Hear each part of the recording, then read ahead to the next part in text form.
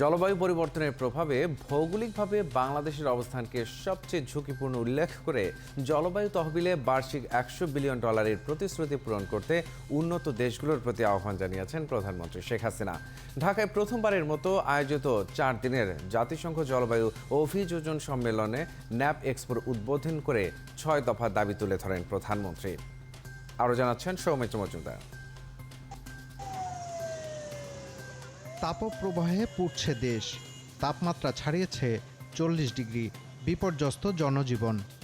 তাপমাত্রা বৃদ্ধির প্রধান কারণ বৈশ্বিক জলবায়ু পরিবর্তন, যার জন্য মূলত দায়ী উন্নত বিশ্ব, যাদের পোড়ানো জীবাশ্ম জ্বালানি বৈশ্বিক উষ্ণতা বাড়াচ্ছে বছরের পর বছর। প্রকৃতিতে যখন জলবায়ুর এমন বিরূপ প্রভাব, তখন জাতিসংঘের আয়োজনে ঢাকায় শুরু হলো 4 দিনের জলবায়ু অভিযোজন সম্মেলন বা ন্যাপ এক্সপো, যেখানে অংশ নিয়েছেন 140টি দেশের বিভিন্ন সংস্থার প্রতিনিধি। এর উদ্বোধন করে প্রধানমন্ত্রী শেখ হাসিনা বলেন, বৈশ্বিক কার্বন নিঃসরণে বাংলাদেশের ভূমিকা অতি ক্ষুদ্র হলেও এই ভূখণ্ডেই এর নেতিবাচক প্রভাব সবচেয়ে বেশি। বৈশ্বিক কার্বন নিঃসরণে আমাদের অবদান 0.48% কম হলেও এর নেতিবাচক প্রভাবের সবচেয়ে বেশি ক্ষতিগ্রস্ত ও ঝুঁকিপূর্ণ দেশসমূহের মধ্যে বাংলাদেশ অন্যতম।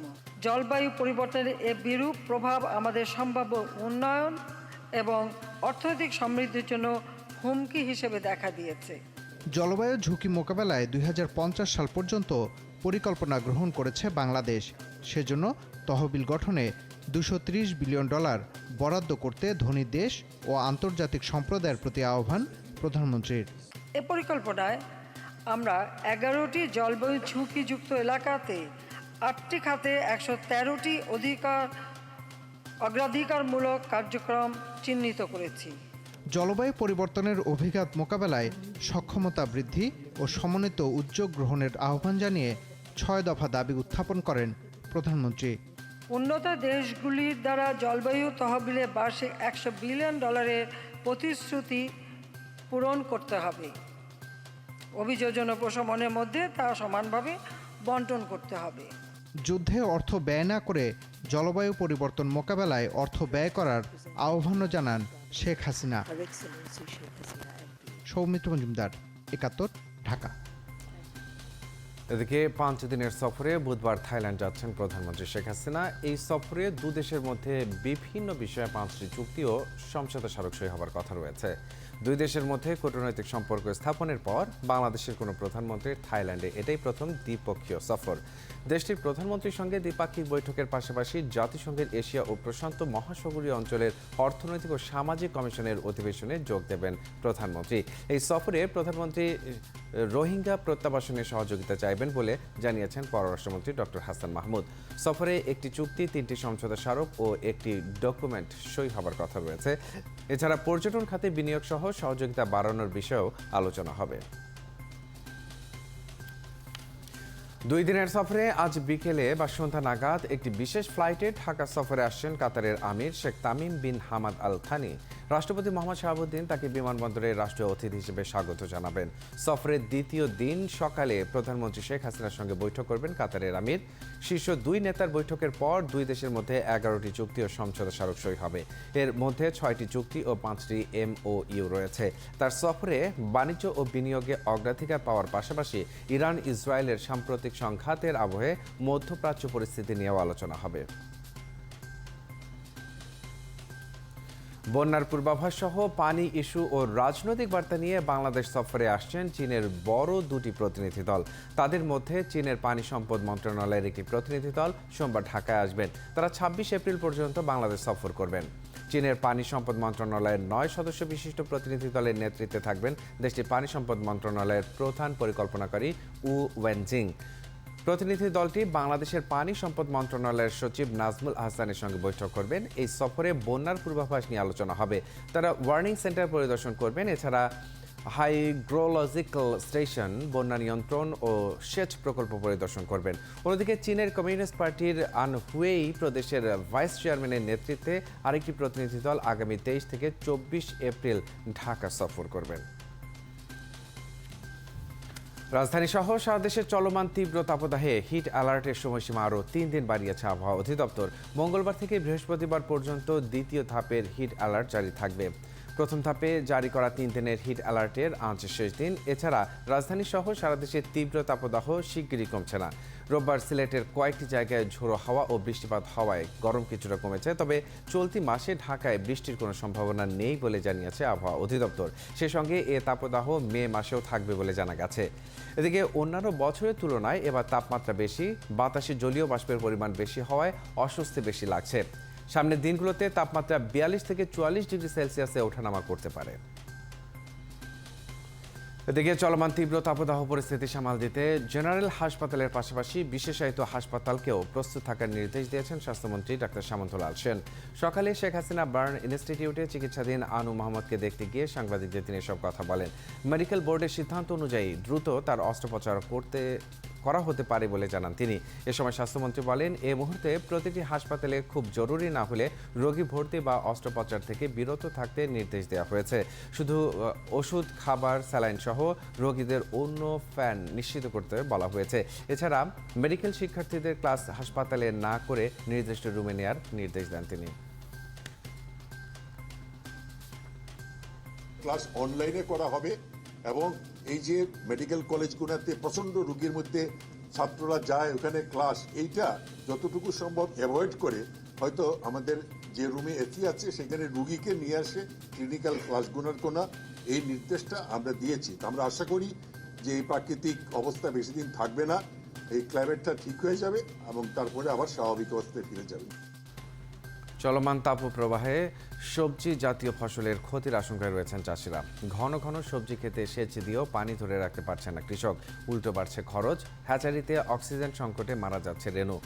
সহকর্মীদের তথ্য ও ছবিতে প্রতিবেদন।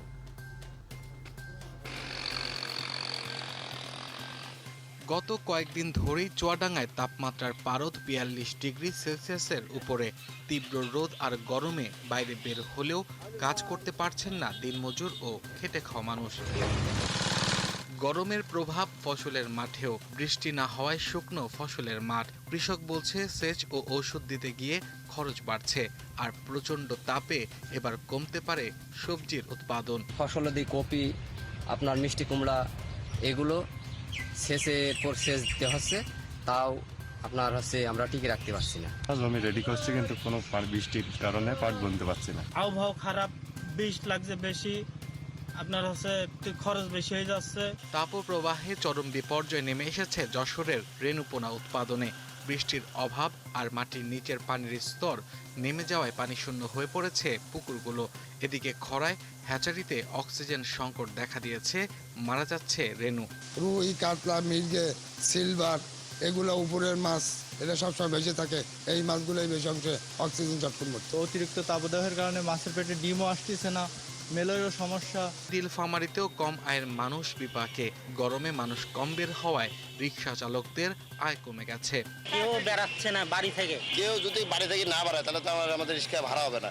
এই ভাড়াটা না হওয়ার কারণে আমরা ছায়ের মধ্যে বসে আছি। এদিকে সাতক্ষীরায় তীব্র গরমে জনজীবন বিপর্যস্ত হয়ে পড়েছে। আবহাওয়ার পূর্বাভাস, সহসাই কমছে না গরম। মেঘ থাকলেও গরমের পরিমাণটা কমছে না, হিউমিডিটি অনেক বেড়ে গেছে। বেড়ে যাওয়ার কারণে অস্বস্তির পরিমাণটা তুলনামূলক অনেক বেশি হচ্ছে। এই গরমে রেললাইন বেঁকে যাওয়ার শঙ্কায় পূর্বাঞ্চল রেলপথে যাত্রী এবং পণ্যবাহী ট্রেন চলাচলের ক্ষেত্রে গতি নির্ধারণ করে দিয়েছে কর্তৃপক্ষ। আব্দুল্লাহ মামুন, ৭১। রাষ্ট্রদ্রোহের অভিযোগে করা মামলা সহ মোট 11 মামলায় বিএনপি চেয়ারপারসন বেগম খালেদা জিয়ার বিরুদ্ধে অভিযোগ গঠনের শুনানি পিছিয়ে আগামী 29 জুলাই ধার্য করেছেন আদালত। সোমবার এসব মামলায় খালেদা জিয়ার হাজিরার দিন ধার্য থাকলেও অসুস্থতার কারণে তিনি আদালতে উপস্থিত হতে পারেননি।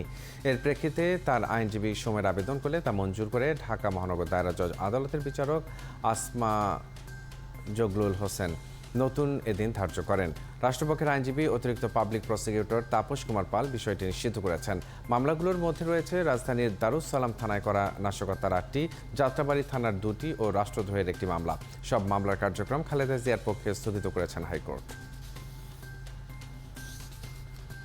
বাংলাদেশ জাতীয়তাবাদী আইনজীবী ফোরামের মহাসচিব ব্যারিস্টার কায়সার কামালকে বিএনপি থেকে বহিষ্কার করে বহিষ্কারের দাবি জানিয়েছেন সুপ্রিম কোর্ট আইনজীবী সমিতির নবনির্বাচিত সভাপতি ও বিএনপির যুগ্ম মহাসচিব ব্যারিস্টার মাহবুবউদ্দিন খোকন।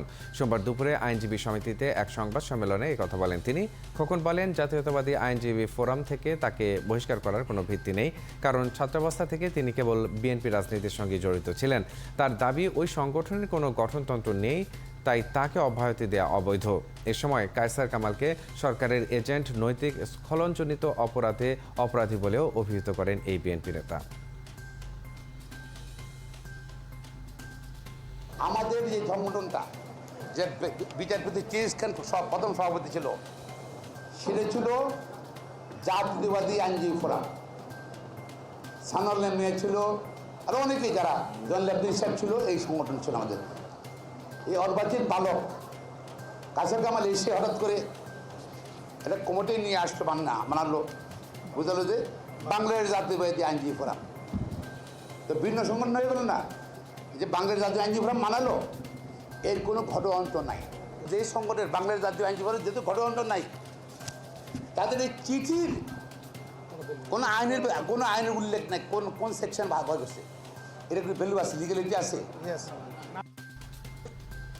ভারত বাংলাদেশের আগ্রাসনের পক্ষে অবস্থান নিয়েছে, তাই বিএনপি সেদেশের পণ্য বর্জন করেছে বলে মন্তব্য করেছেন দলটির স্থায়ী কমিটির সদস্য জয়নুল আবেদিন ফারুক। সোমবার প্রেস ক্লাবে এক অবস্থান কর্মসূচিতে কথা বলেন তিনি। ফারুক বলেন, বিএনপিকে ধ্বংস করতে সরকার উঠে পড়ে লেগেছে। আইন শৃঙ্খলা বাহিনীকে ব্যবহার করে বিএনপিকে নিশ্চিহ্ন করা সম্ভব হবে না। বলেন, সরকার ক্ষমতায় 100 দিন নয়, লুটপাট দুর্নীতির উদযাপন করছে। ফারুক আরও বলেন, বিএনপি পিছু হটেনি, বরং আন্দোলনের শক্তি সঞ্চার করছে। এই আন্দোলনের মাধ্যমে তত্ত্বাবধায়ক সরকারের অধীনে নির্বাচন দিতে সরকারকে বাধ্য করা হবে বলেও মন্তব্য করেন বিএনপির এই নেতা। আমাদের দেশে কোথায় যুদ্ধ করেছেন, কোন সেক্টরে যুদ্ধ করেছেন, নামটা বলেন। আর আমাকে প্রশ্ন করেন, আমার দলের মেজর হাফিজকে প্রশ্ন করেন, অ্যাডভোকেট ফজলুর রহমানকে প্রশ্ন করেন, মনির আলম চৌধুরীকে প্রশ্ন করেন, কোথায় যুদ্ধ করেছে।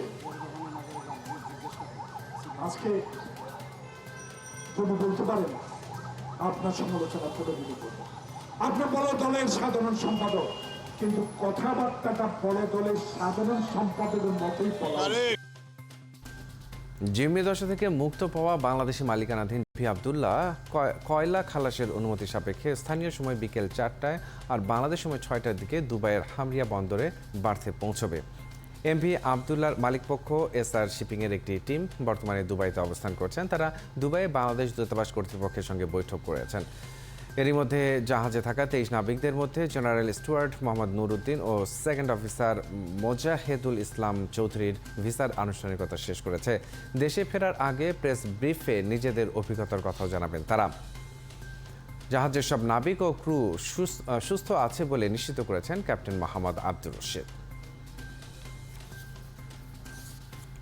পুলিশের সাবেক মহাপরিদর্শক বেনজির আহমেদের দুর্নীতির অভিযোগের অনুসন্ধান চেয়ে হাইকোর্টে রিট করা হয়েছে। এতে দুদক চেয়ারম্যান, সচিব সহ 4 জনকে বিবাদী করা হয়েছে।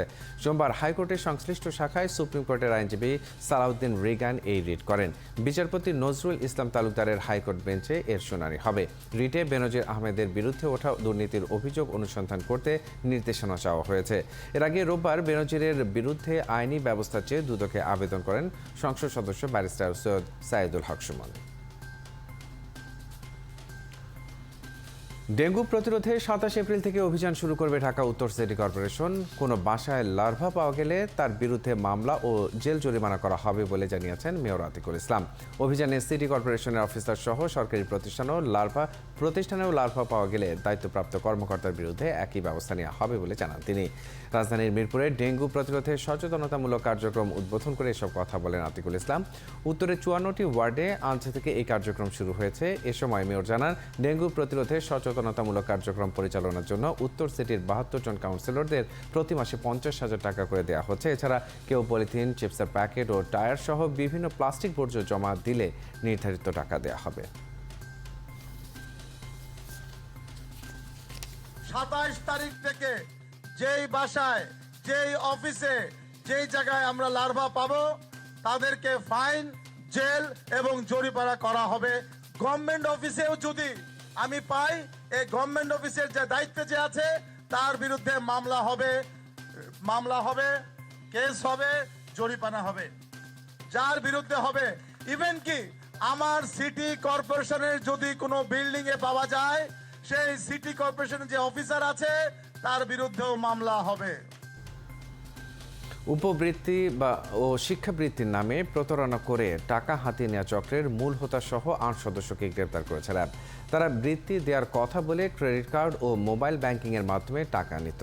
ভুক্তভোগীদের অভিযোগের ভিত্তিতে গাজীপুর, নারায়ণগঞ্জ, জামালপুর, কুমিল্লা ও ফরিদপুর থেকে প্রতারক চক্রকে গ্রেপ্তার করা হয়। সকালে এক সংবাদ সম্মেলনে একথা জানান র্যাব ৫-এর অধিনায়ক। সোমবার কারওয়ান বাজারে সংবাদ সম্মেলনে র্যাব ৫-এর অধিনায়ক লেফটেন্যান্ট কর্নেল মুনিম ফেরদৌস এসব তথ্য জানান। ৩ শতাধিক সিম উদ্ধার করা হয়েছে, তা প্রতারণা কাজে ব্যবহার করা হতো বলেও জানান তিনি। এই চক্র বিভিন্ন সরকারি প্রতিষ্ঠান থেকে তথ্য নিয়ে চক্রের সদস্যরা এক একজন এক এক কাজ করে। এছাড়া চক্রের সঙ্গে জড়িত রয়েছে সারা দেশের ২,০০০ জনবল। তারা কোটি কোটি টাকা হাতিয়ে নিয়েছে প্রতারণার মাধ্যমে।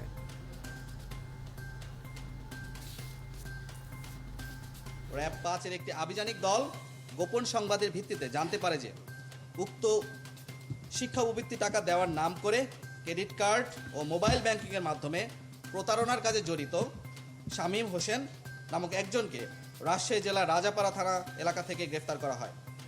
গ্রেপ্তারকৃত শামীম জানায় যে উক্ত প্রতারণার কাজে সে জড়িত।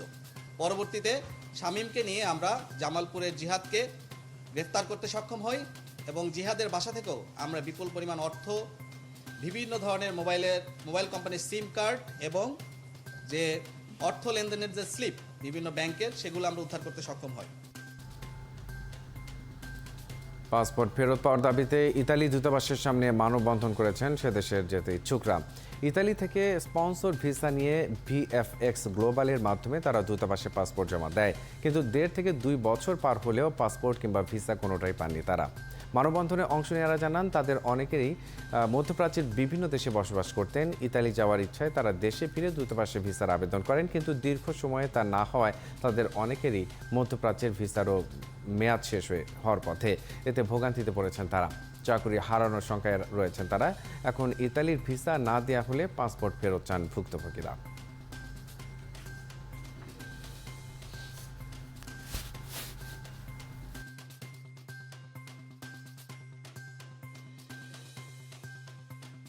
আজকে আমাদের হয় ভিসা দেখ আর নয় আমাদের পাসপোর্ট দেখ, যে যে দেশে আছি প্রয়োজন আমরা সেই দেশে ফেরত যাব। আমরা অনেক জায়গায় গেছি, আমরা কোনো অসহায়। আপনাদের কাছে এই জিনিস আমরা বলতে চাই, ৮-৯ মাস হয়ে গেছে আমাদের বিএসএফ গ্লোবালে আমরা আমাদের পাসপোর্ট জমা দিছি। এই একটা প্রবাসী ৯ মাস, আমার যেমন ৯ মাস আমি সৌদি থেকে আসছি, আমার ভিসা ক্যান্সেল। ঠিক আছে, আমি ভুক্তভোগী, খুব খারাপ অবস্থা আমার। ওয়ার্ক পারমিট বা ভিসার অ্যাপ্লিকেশন বা পাসপোর্ট জমা দেওয়ার সুযোগ নেই, এটা করতে হয় বিএফএস গ্লোবাল হয়ে। এখন বিএফএস গ্লোবাল ওয়ার্ক পারমিটের জেনুইনিটি টেস্ট না করে জমা কেন নিল, আসলে এটা মানে প্রশ্ন।